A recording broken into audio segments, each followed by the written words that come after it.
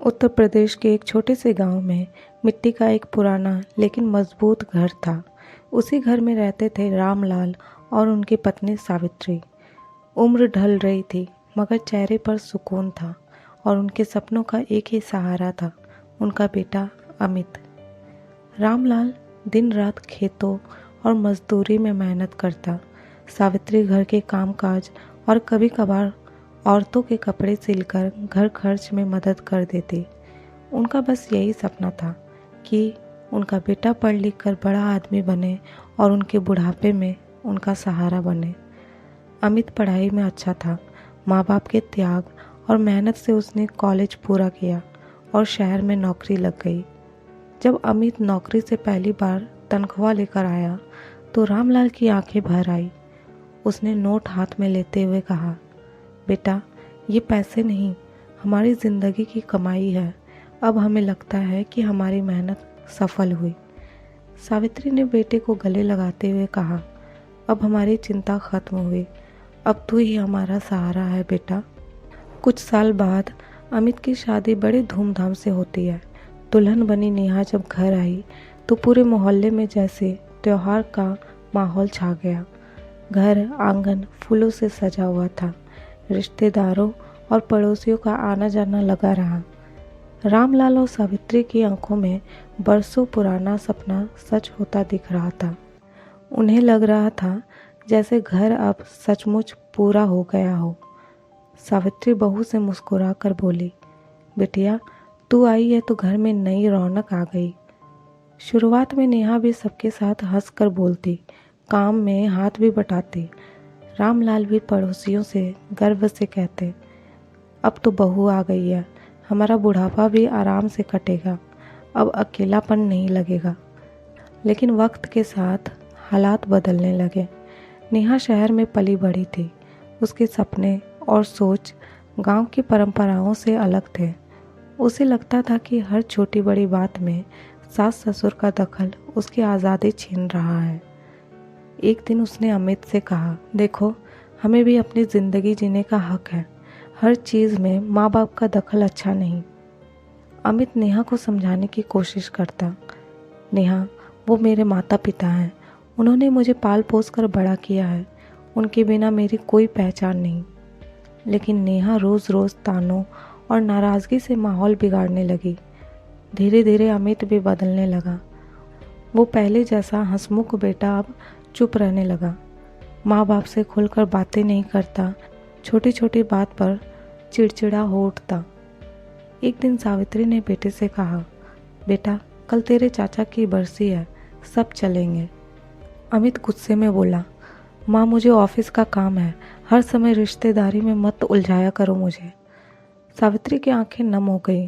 रामलाल ने बेटे को समझाते हुए कहा, बेटा, काम अपनी जगह है, रिश्ते अपनी जगह, इन्हें निभाना भी बहुत ज़रूरी होता है।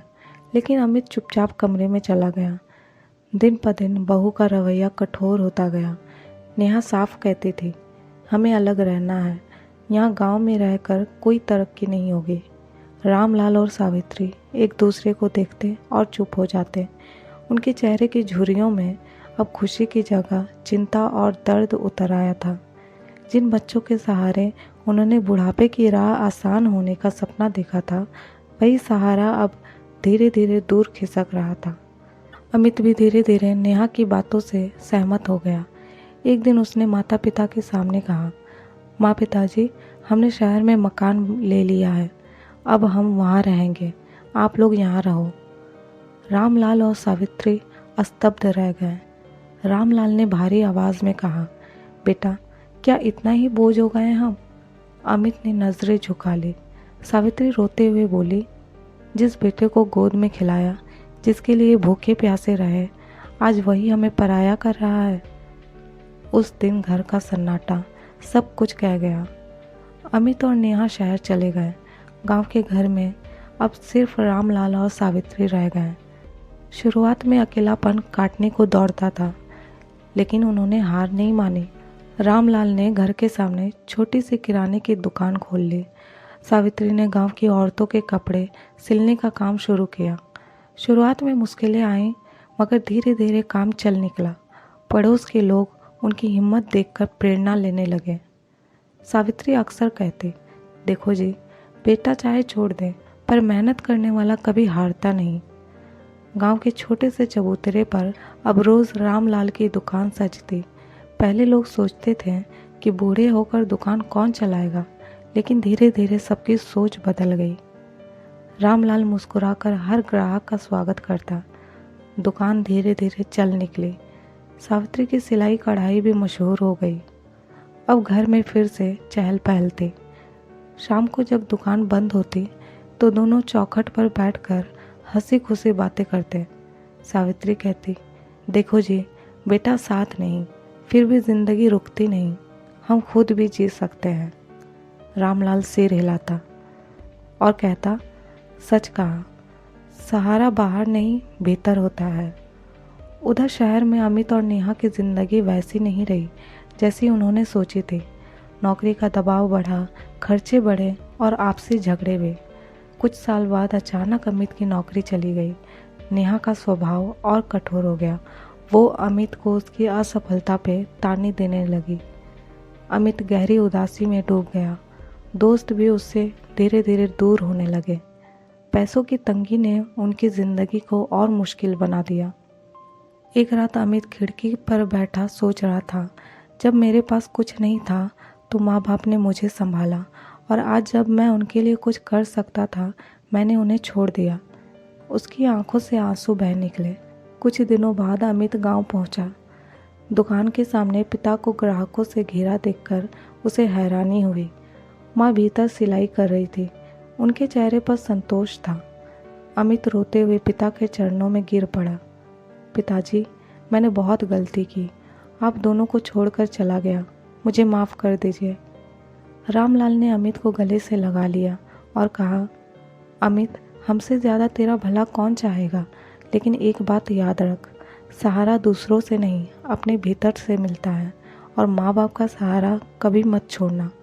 सावित्री ने बेटे को सीने से लगा लिया और कहा, बेटा, माँ बाप नाराज़ हो सकते हैं पर प्यार कभी ख़त्म नहीं होता। अमित फूट फूट कर रोने लगा। नेहा भी धीरे धीरे पास आई और शर्म से बोली, माँ, पिताजी, मुझसे भी बहुत गलती हुई है, मैंने आपका दिल दुखाया, मुझे माफ़ कर दीजिए। सावित्री ने स्नेह से बहू का चेहरा उठाया और आंसू पोंछते हुए कहा, बिटिया, रिश्तों में गलती से दूरी आ सकती है पर अपनापन कभी ख़त्म नहीं होता। रामलाल ने अमित और नेहा दोनों को गले से लगा लिया। आंगन में मानो फिर से खुशियों की किलकारियाँ गूंज उठी। वो रौनक जो कुछ समय से खो गई थी अब लौट आई थी। जिंदगी की दौड़ में हम अक्सर पीछे छूटे चेहरों को भूल जाते हैं, पर याद रखिए, माता पिता के बिना कोई भी सफलता अधूरी है। तो बताइए, क्या आप मानते हैं कि बच्चों को चाहे जितनी तरक्की हो, माता पिता को कभी अकेला नहीं छोड़ना चाहिए?